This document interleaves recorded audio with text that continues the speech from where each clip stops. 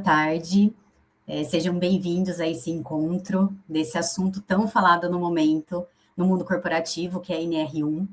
Eu vou contar um pouquinho para vocês hoje do porquê surgiu a ideia de fazer esse evento online. E a ideia, então vou até respeitar aqui o horário e respeito as pessoas que estão aqui também, mas porque a ideia surgiu muito mais para eu conseguir deixar esse conteúdo gravado aqui no meu canal do YouTube, até porque 1h30 é um horário aí que eu sei que está todo mundo trabalhando, não é todo mundo que consegue, de fato, participar ao vivo. Então, eu queria muito mais deixar esse arquivo disponível, mas eu já abri daí, caso alguém consiga participar, queira tirar dúvida, fique à vontade, tá? Então, mas a ideia surgiu muito mais porque eu tenho falado de NR1 desde o ano passado, desde quando até então a norma ia entrar, em maio de 2025, e eu já tinha material pronto por causa de palestras, encontros que eu tinha feito, e eu tenho visto um movimento até de empresários, RHs, preocupados ou até não falando sobre o assunto, sendo que agora em maio, ela, se não tiver nenhuma alteração, a mudança da NR1 entra em vigor. Então, eu falei, se eu tenho já o material pronto, se tem uma demanda, né, de pessoas que talvez não estejam ainda atuando, ou pessoas que estão preocupadas com essa demanda, o porquê não disponibilizar esse material para as pessoas, tá? Então, por isso que o evento é gratuito, é muito mais para, de fato, a gente desmistificar algumas coisas que vêm sendo faladas sobre NR1, para deixar esse tema realmente mais leve e ser tratado da forma que ele merece ser tratado, tá? Se quiserem deixando algumas mensagens aqui para mim, pode deixar. Como eu estou com a apresentação aberta, não é sempre que eu vou conseguir olhar, mas depois aqui eu volto, tá? E a ideia agora é passando o material para vocês. Então, vamos lá.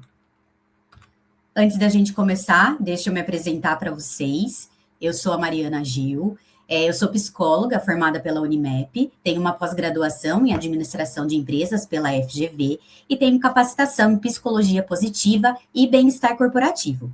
Minha experiência toda, minha trajetória foi em RH, e atualmente eu me desliguei dessa empresa que eu trabalhei por 14 anos, uma empresa de grande porte, onde eu consegui adquirir toda a minha bagagem. Eu me desliguei e atualmente estou trabalhando como consultora de RH e bem-estar corporativo. Mas, primeiramente, né, o que é NR, se você aí trabalha no RH ou se você é empresário e não sabe o que é? A ANR, ela é uma norma regulamentadora. E para que a ANR serve? Ela é complementar ao CLT. O que o CLT ele prevê? É uma proteção ao trabalhador. Então, ele ajuda também a definir obrigações, direitos e deveres dos empregadores e dos trabalhadores, e tem foco em garantir um trabalho seguro e saudável. E o que exatamente mudou, né? Estou falando aqui sobre mudança de maio de 2025, mudança de maio de 2026. O que de fato mudou?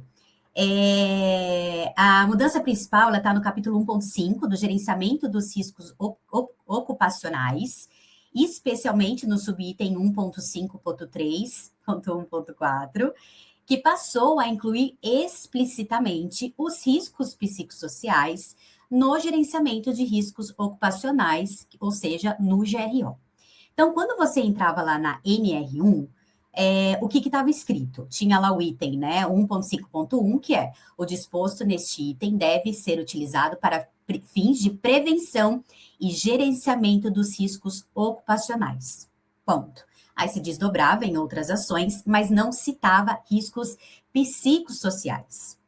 Isso foi até 25/5/2025. A partir de 26, né, de maio de 2025, essa normativa, a correção da normativa, ela subiu, mas como um caráter informativo e educativo. Então, o que aconteceu? Toda aquela discussão que foi mudar nos 45 do segundo tempo. As fiscalizações foram pausadas para que as empresas tivessem tempo de se adequar. Mas, mesmo assim, a alteração da NR subiu em caráter informativo e educativo para as empresas já se prepararem para as mudanças aí efetivas a partir de maio de 2026. A princípio, não temos nada falando que vai mudar, que não vai entrar em vigência. Então, o que a gente está falando? Que a partir de maio de 2026, as empresas que têm funcionários no regime CLT e têm o PGR, né, dentro do GRO, elas podem ser fiscalizadas, tá? Então, como passou a ficar escrita dentro da NR1? O gerenciamento de riscos ocupacionais deve abranger os riscos que decorrem dos agentes físicos, químicos, biológicos, riscos de acidentes e riscos relacionados aos fatores ergonômicos, incluindo os fatores de risco psicossociais relacionados ao trabalho. Então, vocês veem que antes era riscos ocupacionais. Por mais que a gente entenda que dentro de riscos ocupacionais também são incluídos riscos psicossociais, ninguém dava devida atenção. Só focava nos riscos aí ergonômicos, físicos, químicos, biológicos, que sempre aconteceu. Então, a partir de agora, é para não deixar dúvida. Estamos olhando também os riscos psicossociais. É importante dizer que NR a gente tem aproximadamente umas 38, tá? De diferentes esferas, pensando dentro ali de deixar o ambiente de trabalho seguro e saudável. Cada um fala de uma coisa, né? E aí a gente tá falando bastante de PGR também, né? Do GRO, que é o gerenciamento de riscos ocupacionais da empresa, e também o PGR, que é o programa de gerenciamento dos riscos ocupacionais. Vamos lá. Então, o que mudou na prática? O que eu estava falando das NRs é que tinha outras NRs que citavam os riscos, uma NR17, a própria NR1, só que não deixava tão explícito os riscos psicossociais. Então, como que é numa esfera muito subjetiva, né, tudo que a gente está falando de psico, da mente, ninguém dava devida atenção. Mas a verdade é que, nossa, isso nunca aconteceu, está acontecendo agora? Não, desde que o mundo é mundo, a gente tem esses riscos psicossociais. O fato é que a gente não levava em consideração, não era fiscalizado, então a gente não fazia nada tão formalmente. A mudança, ela não criou um novo programa, então ela ampliou o escopo do PGR para incluir formalmente os riscos ligados à saúde mental. Então agora as empresas precisam considerar no inventário de riscos os fatores como assédio moral, sobrecarga de trabalho, metas abusivas, conflitos interpessoais, isolamento ou trabalho solitário, pressão excessiva, falta de suporte da liderança. E esses fatores, eles passam a fazer parte do GRO, que é o gerenciamento de riscos ocupacionais.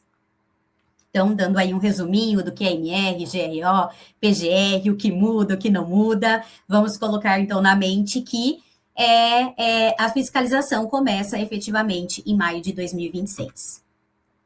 Mas antes da gente se aprofundar até no o que são os riscos psicossociais, vamos voltar ao passado? Eu tenho uma sequência lógica na minha cabeça que eu gosto de entender, né? Um pouquinho da origem das coisas até para começar a fazer sentido e também para a gente começar a se questionar do porquê que as coisas de fato existem, né? Então, eu quero trazer para vocês um conceito lá da criação do trabalho.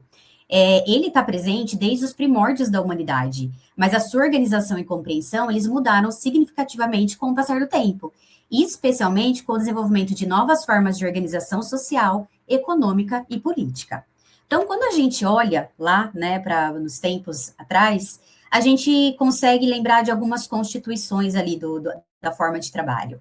No período primitivo, o trabalho estava diretamente relacionado à sobrevivência e ao uso das habilidades manuais para enfrentar os desafios do ambiente. Então, basicamente, a gente começou ali a fazer os trabalhos para sobreviver.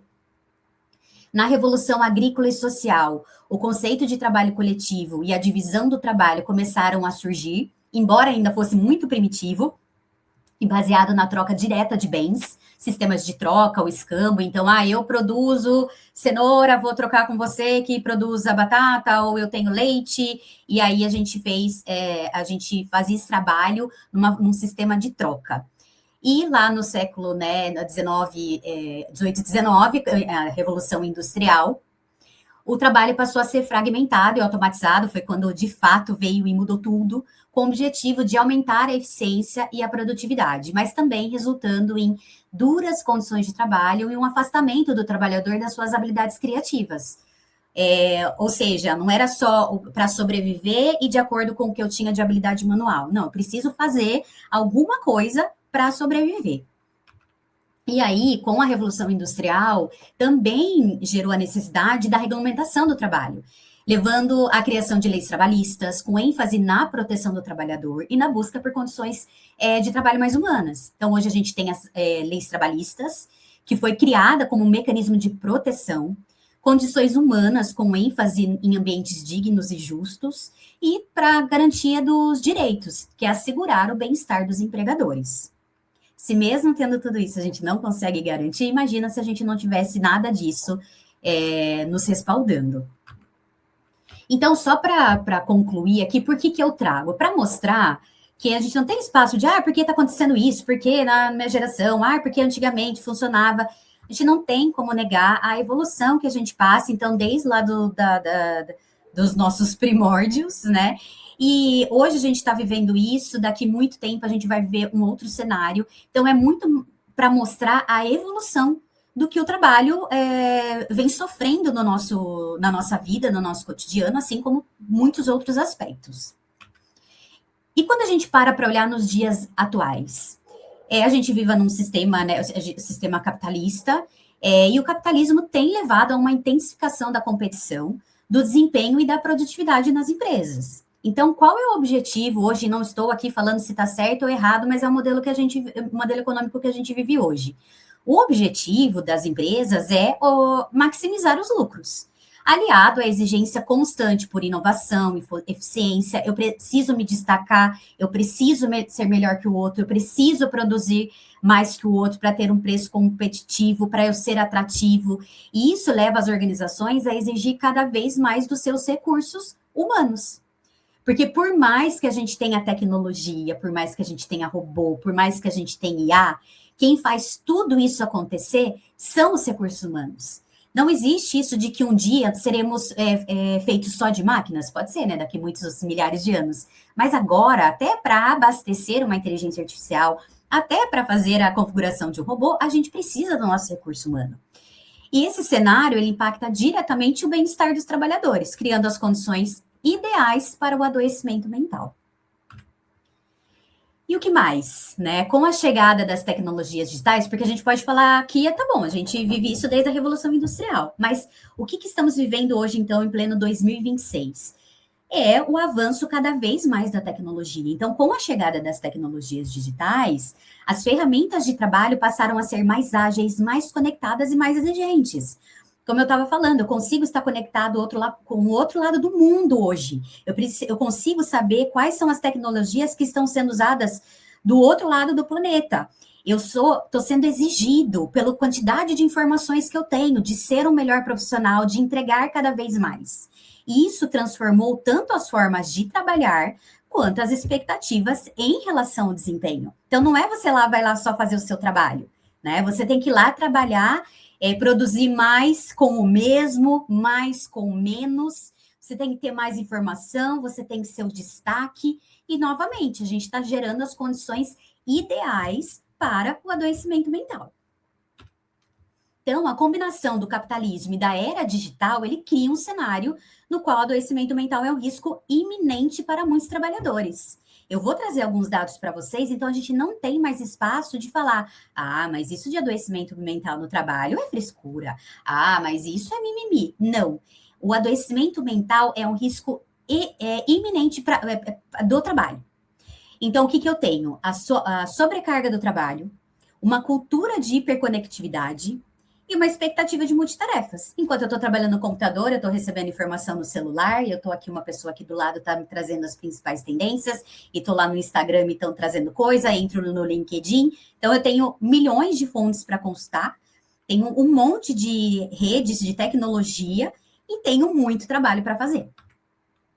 E o que os dados mostram? Por que estamos falando cada vez mais disso? Em 2024, a gente bateu o recorde de afastamento por saúde mental.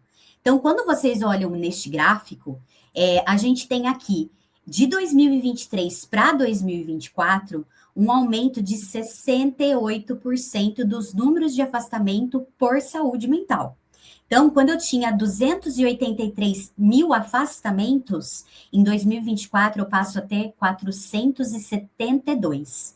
Por isso que eu falo que quando a gente traz os dados, não tem como a gente falar que isso não existe.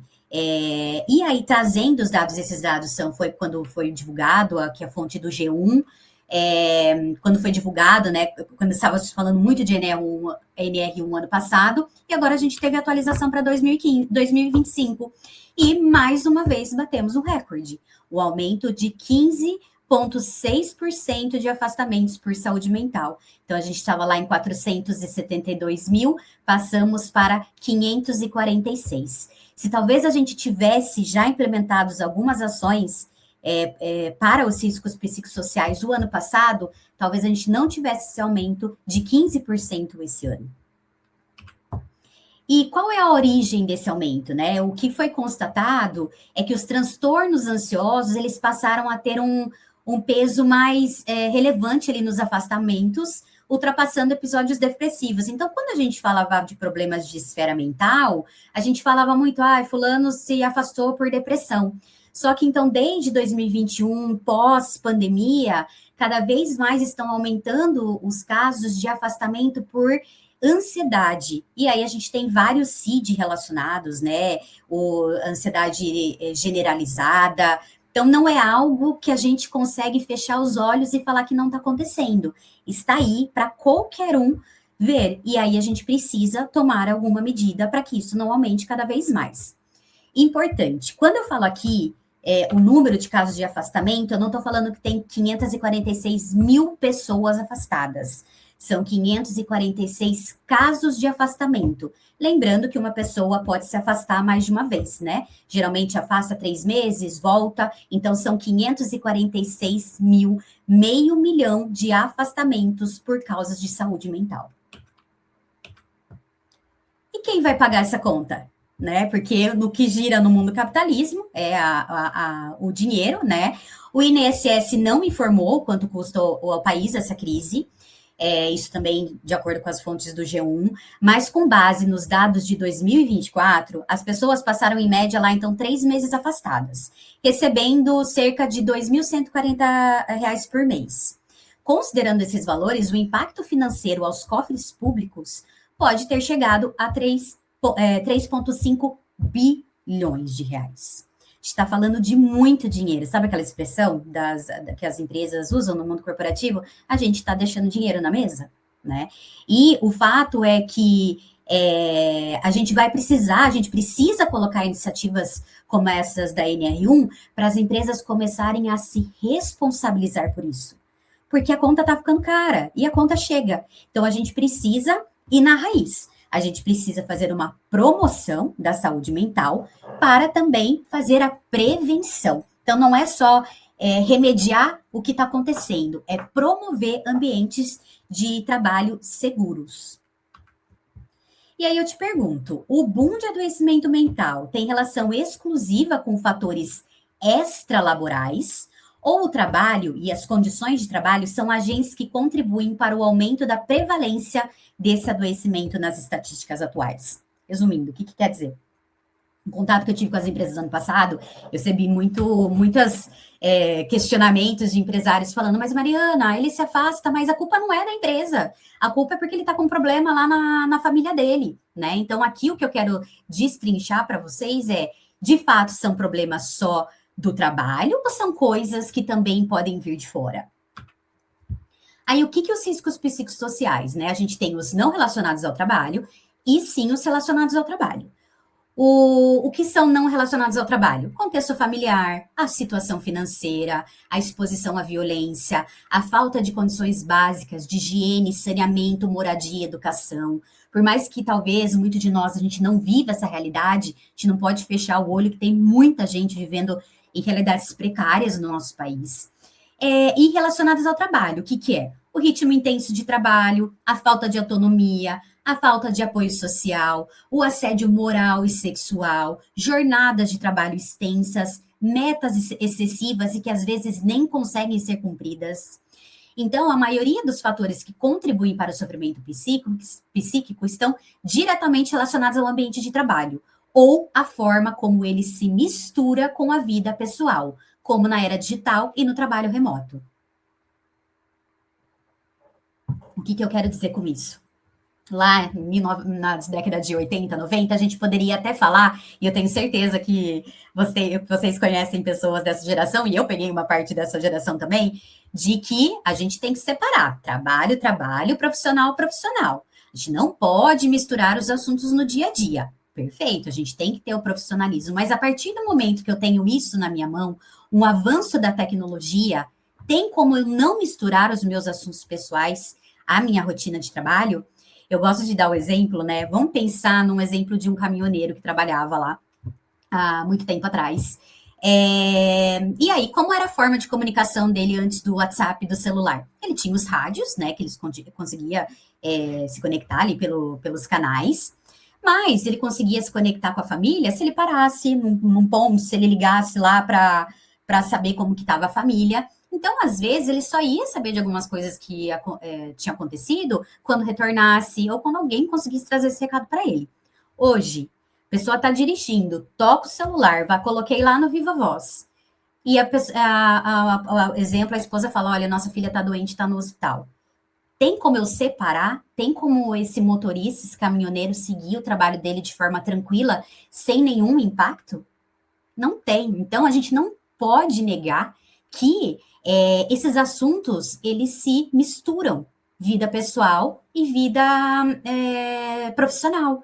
Então, a ideia aqui não é achar culpados, é entender que os riscos existem, tanto no trabalho quanto no pessoal, e eles estão misturados. Então, não adianta mais a gente ficar nesse contexto de, mas não é problema meu. Tudo bem, não é problema seu, mas é um funcionário seu que tem problema e pode impactar nas suas atividades. Então, novamente, repito mais uma vez, contra dados e fatos não há argumentos. Então, pelos todos esses números que eu apresentei para vocês, não tem como falar que não estamos com um problema sério de saúde pública. Eu queria trazer para vocês um exemplo prático, porque quando a gente fala sobre essa mistura de vida pessoal, profissional, às vezes as pessoas não conseguem tanto relacionar. Então, eu acho que trazendo na prática, eu acho que talvez fica mais fácil para vocês entenderem. Então, vamos lá, isso é totalmente hipotético, tá?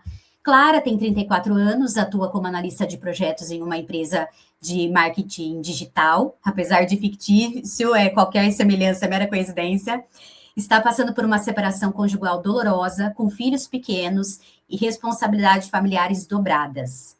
A empresa não tem políticas formais de apoio psicossocial e a sua liderança direta desconhece a gravidade da situação pessoal.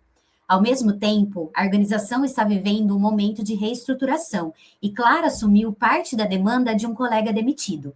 Está trabalhando em média 10 horas por dia, com prazos curtos, pouca clareza nas prioridades e sem tempo para respirar. Muitas Claras por aí. Quais são os sinais de sofrimento que a Clara dá? Ela começa a apresentar lapsos de memória, falta de foco, tem crise de choro no carro antes de entrar no trabalho, evita reuniões e conversas com a equipe, não consegue mais manter a mesma performance, começa a pensar em pedir demissão, mesmo sem outra alternativa, pensando ali no grau de sofrimento mental. Qual aqui é o dilema? A empresa acredita que, por ser um problema pessoal, não há o que fazer, mas os indicadores de clima e produtividade estão em queda.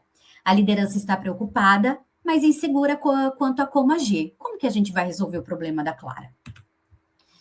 Então, quero que vocês pensem aqui comigo. Quais são os fatores psicossociais presentes neste caso? Foi dar uma olhadinha nas mensagens. Sobrecarga de trabalho. Então, a Clara assumiu demandas extras sem ajuste de prazos ou recursos. Falta de suporte social no trabalho. Então, ausência de uma escutativa, acolhimento ou acompanhamento. Falta de equilíbrio entre vida pessoal e profissional. A empresa não ofereceu nenhum tipo de flexibilidade frente a uma situação de crise pessoal. A insegurança emocional. Então, a Clara não se sente segura para comunicar a sua vulnerabilidade. E um possível presenteísmo. Vocês sabem o que é o presenteísmo? O absenteísmo é quando a gente fala que a pessoa está afastada do trabalho. O presenteísmo, ela está lá fisicamente no trabalho, mas emocionalmente e efetivamente está sobrecarregada, ou seja, a pessoa está presente, mas ausente ali na sua performance, na sua capacidade intelectual. Queria que vocês me ajudassem a pensar.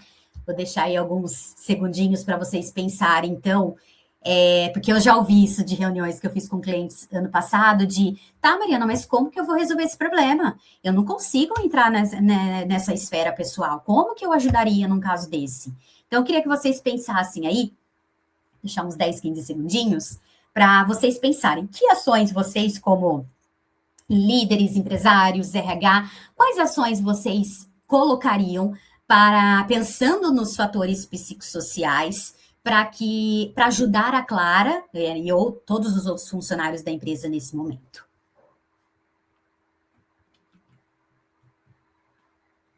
Se alguém quiser escrever aqui também no chat, fique à vontade.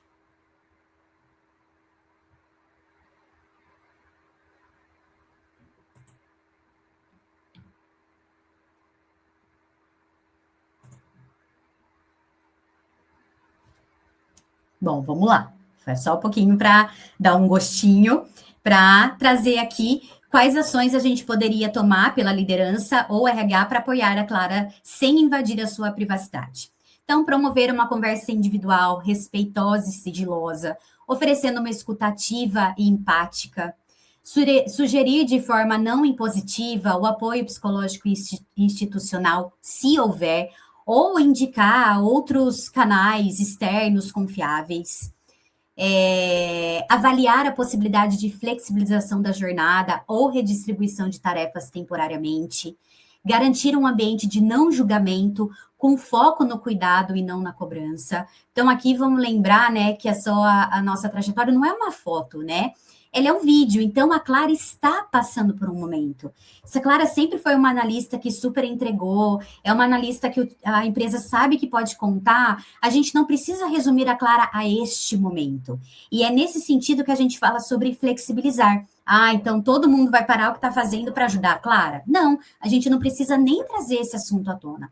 O líder precisa estar ciente para entender o porquê que a performance está caindo e ter visibilidade. Clara está sobrecarregada, não consigo dividir essas atividades da Clara com outras pessoas, eu consigo renegociar prazos, eu consigo, sei lá, se eu tenho a possibilidade de flexibilização de um dia por semana, a Clara fica na casa dela, ela tem banco de horas, ela pode tirar um pouco de banco de horas, enfim, são essas atitudes, né, que podem permear para os fatores psicossociais. Então, o foco não é resolver a vida da colaboradora. Ninguém está falando lá que você vai resolver a separação da Clara, mas é criar condições para que ela tenha espaço para se reorganizar com dignidade. Todos nós temos problemas. Então, todos nós precisamos dessa empatia e respeito para que a gente possa passar por essas fases. Então, flexibilizar, um dia você precisa conversar com um advogado, um dia você precisa ir numa audiência, entender, né, para que a Clara até fique mais à vontade de falar, estou passando por esse momento, eu vou ter que me ausentar em algumas situações. Olha como a coisa fica muito mais leve do que Clara não falar, liderança não saber, as entregas caírem, a Clara adoecer, impactar nos resultados da empresa, e aí é tudo uma bola de neve. De que forma a empresa poderia estruturar ações preventivas que atendam situações semelhantes no futuro? Então, incluir os riscos psicossociais no PGR e no GRO, com mapeamento periódico via questionários, entrevista e escuta ativa.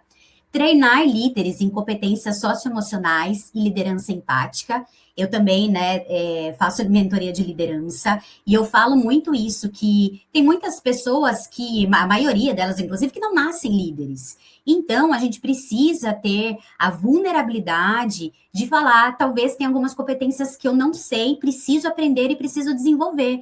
E a gente vê que as empresas não estão preparando líderes. Os líderes não estão em busca de treinamento. Então, eles acabam assumindo aquela atividade de liderança sem nem saber o que devem fazer. E aí, a gente cria todo esse cenário. Criar canais formais e informais de apoio psicológico e escuta. Estabelecer políticas de flexibilização e jornada humanizada, quando viável, tá? Que são ideias. Avaliar a cultura organizacional com base em indicadores de clima, bem-estar e presenteísmo. O ideal é transformar cuidados pontuais em estratégias estruturais dentro da gestão de pessoas. E o que é importante saber aqui na NR, que também, principalmente o pessoal mais da segurança do trabalho, tem essa confusão. A NR1, ela não avalia individualmente cada funcionário. Então, a NR1 não veio para saber como a Clara está. Ela avalia as condições de trabalho que cada cargo, cada empresa podem gerar riscos relacionados à saúde mental. Então, por que eu trago isso? Porque tem algumas empresas, quando a gente fala dos riscos físicos, ocupacionais, ergonômicos, eu tenho risco ali de trabalho em altura, trabalho confinado. Então, eu tenho que fazer testes específicos para saber se aquela pessoa estará apta para trabalhar naquela função. O que é NR1 não quer dizer isso, eu não tenho que fazer uma avaliação individual, né? Sendo redundante, individual de cada um dos funcionários. Não, eu tenho que fazer a leitura do cenário de cada área, né? Então, se eu tenho uma área administrativa e uma área operacional, eu preciso entender o cenário ali das duas realidades e entender os riscos que as condições de trabalho de cada cargo podem trazer relacionados à saúde mental. E aí, como que a gente vai levantar esses riscos? Através de formulários, questionários, análise de indicadores, de absenteísmo, turnover, que vão nos ajudar a entender realmente qual é cada dor da empresa. Então, como que vai funcionar? Então, a gente vai dividir aqui, tá? A avaliação dos riscos para a gestão dos riscos. A avaliação, ela deve ser feita pela pessoa responsável pelo PGR da empresa. Então, lembrando aqui que sua empresa tem 2 funcionários CLT, você precisa ter os riscos levantados. Então, aqui a gente não está falando de tamanho de empresa. Eu sou uma empresa pequena e eu não vou ter que fazer isso. Todo mundo que tiver registrado CLT, algum funcionário, precisa se adequar a essa norma. Então, ela deve ser avaliada pela pessoa responsável que faz o PGR da empresa, pois esse profissional ele tem o conhecimento técnico de ergonomia e poderá fazer essa avaliação utilizando de ferramentas já validadas pela literatura e indicadores da empresa, assim como entrevistas de observação do ambiente. Então, o que a gente está querendo dizer aqui é que há também uma grande discussão de quem vai ser responsável por fazer esses levantamentos. O psicólogo, ele pode ajudar através de questionários, análises, ferramentas importantes, ferramentas validadas cientificamente. Ele pode fazer levantamentos, mas não é o psicólogo que assina o PGR. Então, basicamente, quem precisa incluir esses riscos no PGR, assim como o plano de ação, são as pessoas que assinam por esse PGR. Eu, como consultora, como psicóloga, como algum outro cargo, eu posso auxiliar no levantamento, te trazer um laudo assinado, mas não sou eu que vou assinar o seu PGR, tá? Porque para fazer o PGR precisa desse conhecimento técnico de ergonomia. E caso ele entenda ser necessário, ou a empresa não possui, né, o PGR, ou não tem quem faça, pode ser contratado um profissional capacitado para essa avaliação. Mariana, eu sou um segurança do trabalho, eu não tenho conhecimento técnico. Ok, pede ajuda para um psicólogo que vai te ajudar, auxiliar numa ferramenta que você pode usar. Ele com o conhecimento ergonômico dele, você com o seu conhecimento das técnicas de avaliação, vocês vão conseguir fazer planos de ação que fazem mais sentido. Então, esse aqui é principalmente a avaliação dos riscos. Gente, isso aqui já era para estar feito. Tá? O pessoal está esperando 26 de maio para começar a fazer a avaliação dos riscos. Mas, na verdade, 26 de maio começa já a possibilidade de fiscalização. Então, se as empresas não estiverem fazendo nenhuma ação relacionada a riscos, fatores psicossociais, ela pode sim ser multada. E aí, então, a gente tem a avaliação dos riscos, no qual estamos falando do PGR, basicamente, e a gente tem a gestão dos riscos. Então, após a realização da avaliação, serão levantados os planos de ação para endereçar as demandas.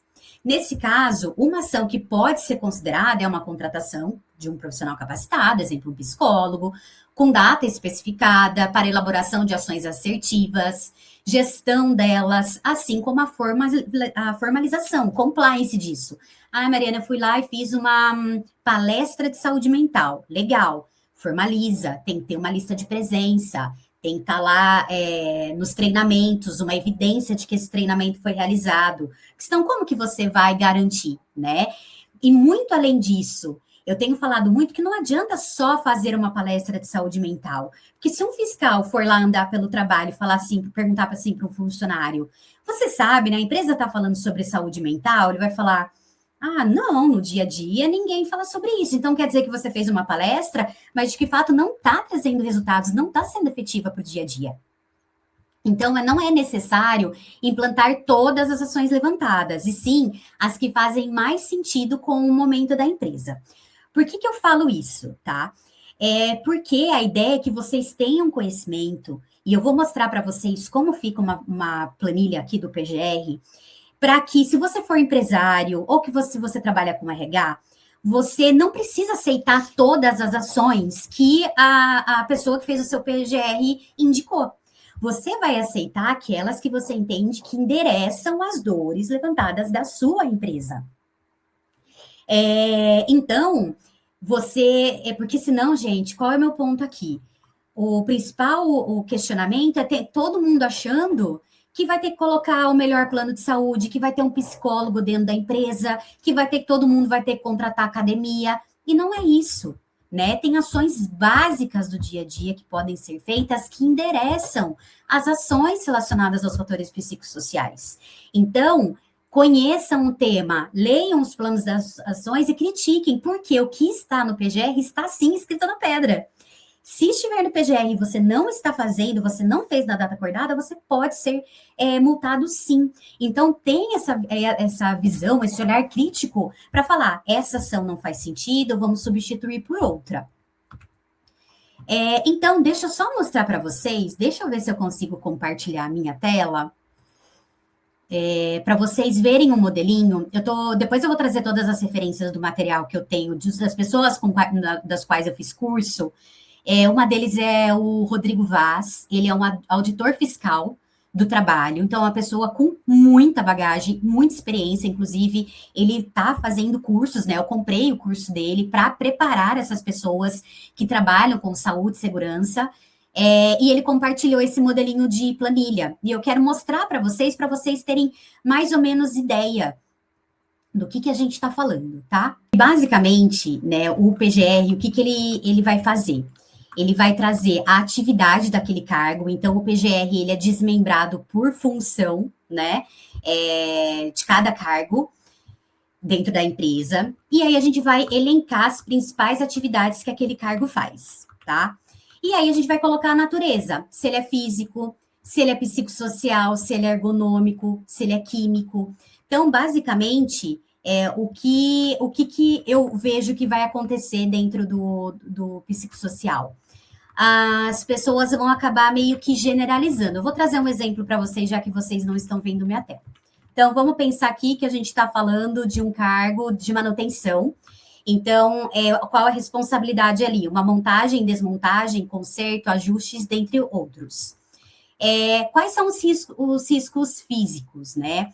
Eu tenho um perigo, ruído contínuo ou intermitente, um risco exposição a ruído sem proteção. O que eu tenho aqui de lesão ou agravo à saúde? Cansaço, irritação, dores de cabeça, diminuição da audição, aumento da pressão arterial, problemas de aparelho digestivo, nananã. Aqui, na avaliação ergonômica, ele vai trazer, né, qual é a análise de risco, pensando em probabilidade, severidade e risco, médio, baixo, alta, tá, moderado.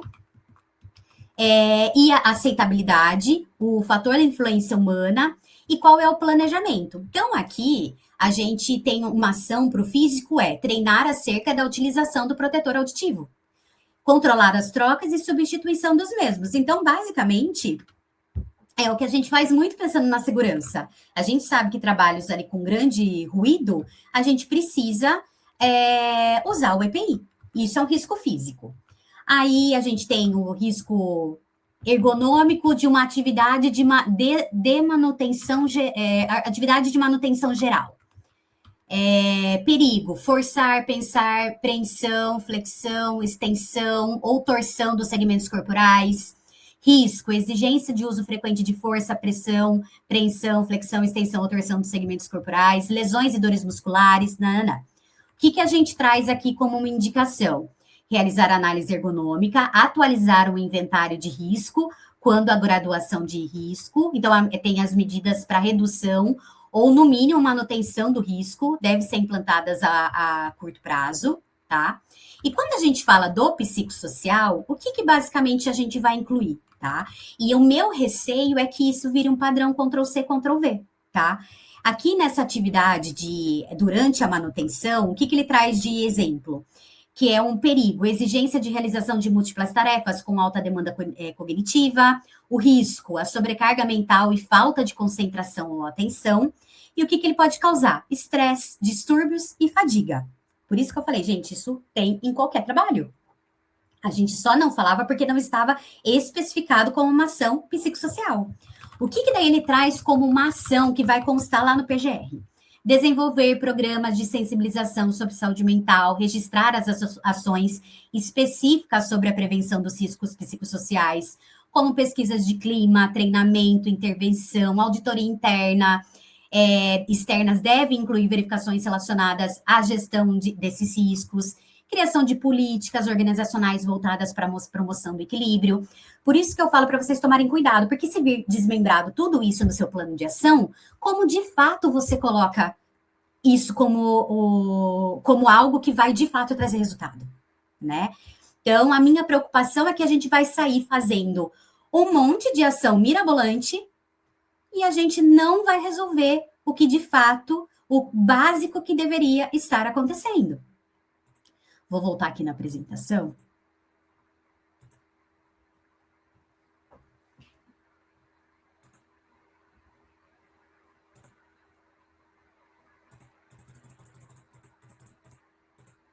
Quais ações simples que a gente consegue colocar no nosso dia a dia?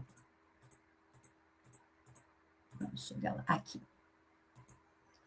Novamente, Mariana, eu vou ter que ter um psicólogo para atender todos os meus funcionários? Não, isso é tiro no pé. Como que você coloca um funcionário para atender as demandas psicológicas e você quer ver um retorno disso? O funcionário vai reclamar de empresa para o psicólogo como o profissional que lida com sigilo não vai poder trazer esse retorno para a empresa, né? Vai poder atuar em assuntos relacionados à vida pessoal, mas relacionado ao trabalho, isso nada ajuda, né? Eu vou só gastar um dinheiro, eu não estou falando que é errado, é ótimo se a gente conseguir disponibilizar, mas desde que a gente tenha o retorno que a gente precisa, né? O que a gente está esperando. Não é colocar um psicólogo lá na empresa que eu vou conseguir resolver os meus riscos psicossociais. Então, quais são ações simples no dia a dia? Gente, é triste que em 2026 a gente tem que falar que uma ação simples do dia a dia é respeito, né? Eu estava, acho que em uma das minhas palestras sobre NR1, meu primo tinha acabado de ser contratado, era o primeiro emprego dele, ele foi contratado, e ele, num almoço, ele falou, meu chefe foi lá e me chamou de burro. Falei, gente, em pleno 2026 isso acontece. Aí eu fiz isso uma enquete lá no meu Instagram e continua acontecendo. Eu, graças a Deus, por mais que fosse super dinâmica a empresa que eu trabalhei com inúmeras pessoas de diferentes culturas, eu nunca sofri um tipo de desrespeito assim tão descarado, né? Então, é o mínimo. Respeito, inteligência emocional, respira, você não tem o direito de xingar um funcionário. Né? A gente não faz isso com os nossos filhos, com a nossa família. Por que eu vou fazer isso com um funcionário? Né? A gente tem que ter conexão com os nossos funcionários. Gerir pessoas dá trabalho. Eu preciso entender como aquela pessoa está. E, de novo, a ideia não é resolver os problemas da pessoa, mas minimamente entender o cenário que está acontecendo com aquela pessoa, qual o cenário que ele está inserido, quantos fretados ele pega, qual a condição ali que às vezes ele vai ter que faltar porque um filho ficou doente e ele não tem rede de apoio, que mora sozinho na cidade, sabe? Isso começa a mudar a sua visão de uma gestão mais humanizada. Fazendo um ciclo de gestão, né? Mesmo em empresas muito grandes, quantas pessoas eu tive conversa em empresas grandes que falam, tá bom, como que tá seu feedback para o seu gestor? Sei lá, há anos eu não faço um feedback, eu não sei quais são as minhas metas, são metas que eu nunca vou conseguir atingir. Fazer um PDI, quais são as características que você precisa melhorar para se desenvolver. Você está fazendo conversas 1 a 1, está se conectando para motivar essas pessoas. Colocar funcionários nas funções corretas, o quanto a gente vê, né? Hoje, infelizmente, o trabalho, lembrando lá atrás, quando a gente falou, a gente não usa mais as nossas principais habilidades, então a gente trabalha para sobreviver. Então, tem muita gente fazendo coisas fora da sua zona de habilidade e conforto. Como a gente quer que aquela pessoa dê o melhor? Se eu estou colocando uma pessoa que é muito bom em análise de planilha para tocar reuniões. Então, eu preciso fazer essa análise de perfil, quem é a pessoa correta para trabalhar nas funções. Fazer a distribuição correta das atividades. Faz sentido um sênior estar trabalhando até 10 horas e o júnior lá com folga, tomando cafés de meia hora. Faz sentido? Vamos trabalhar a delegação. Reconhecimento, o ser humano precisa, é movido por reconhecimento. Eu preciso saber se eu estou indo para o caminho certo. Eu preciso saber que se o que eu estou fazendo tá bom. Uma liderança capacitada, novamente eu volto no tema, os líderes não estão capacitados, isso não sou isso, sou eu, Mariana Gil, eu faço vários artigos no LinkedIn falando quanto os índices de lideranças com falta de preparo, a clareza de expectativa, eu sei o que minha empresa espera, eu sei o que é esperado de mim, aonde eu vou chegar e tudo mais. Eu faço uma gestão de saúde, segurança e meio ambiente, ou eu tenho lá só pro forma, falo de segurança, mas eu não estou fazendo cheque dos CPIs, não estou vendo se aquele espaço é adequado para o trabalho das pessoas. Para aí sim a gente evoluir para processos mais estruturados. Implantar um benefício, implantar um plano de saúde, é isso realmente que vai endereçar? É isso que está vindo quando eu for fazer os questionários na minha empresa? É essa dor que meus funcionários estão trazendo? Eu não tenho uma rede de saúde que possa me atender melhor? Eu vou ter que colocar uma academia, é isso que meus funcionários vão fazer a virada de chave? Mas, no geral, isso são ações mais estruturadas, né? Que precisam estar muito conectadas, porque senão é rasgar dinheiro, né? Eu vou implantar um benefício que não é o que os meus funcionários estão precisando de fato. E fazer um cronograma de ações de saúde mental e bem-estar corporativo. De novo, não para trabalhar só na prevenção, mas sim na promoção. Nessa capacitação, né, que eu tenho de bem-estar corporativo, a gente fala de trabalhar na felicidade do trabalho. A gente sabe o quanto, se a gente for olhar na origem da palavra, né, trabalho vem de um instrumento de tortura, então a gente sabe que trabalho é trabalho, não é hobby, eu costumo falar isso. O hobby é a gente fazer um churrasco, ficar em casa assistindo televisão. Então, o trabalho em si já é difícil. Como a gente consegue minimamente fornecer um ambiente de bem-estar, onde eu vou promover a saúde mental, o bem-estar ali dos meus funcionários, porque isso eu vou gerar mais produtividade, eu vou gerar mais lucro e a empresa vai crescer. Então, é uma bola de neve. Se a gente fingir que isso não está acontecendo, a gente não consegue atingir o nosso resultado primordial ali do porquê uma empresa existe, que é gerar lucro, né? E aqui eu trago uma frase do Simon Sinek, que para mim excepcional, que os líderes eles cuidam de pessoas e pessoas geram resultados, né? Então os líderes, principalmente empresários, pessoas do RH, precisam preparar suas lideranças, ou os líderes aqui das empresas precisam entender que você precisa cuidar dessas pessoas para que as pessoas estejam bem e assim as pessoas geram resultados. Novamente, não tão já a gente vai ter os nossos recursos humanos substituídos por inteligência artificial ou máquinas. A gente precisa, se a gente está fazendo uma adaptação, né? Estou tirando atividades repetitivas, cansativas e dando atividades mais estratégicas, mais analíticas, aproveitando o melhor dos nossos recursos humanos e não substituindo 100% ali, porque isso não é possível. E aí, eu queria deixar aqui para vocês um convite, na verdade, quem tem interesse. Nossa, Mariana, você me deu aqui várias ideias, insights, não sei nem por onde começar.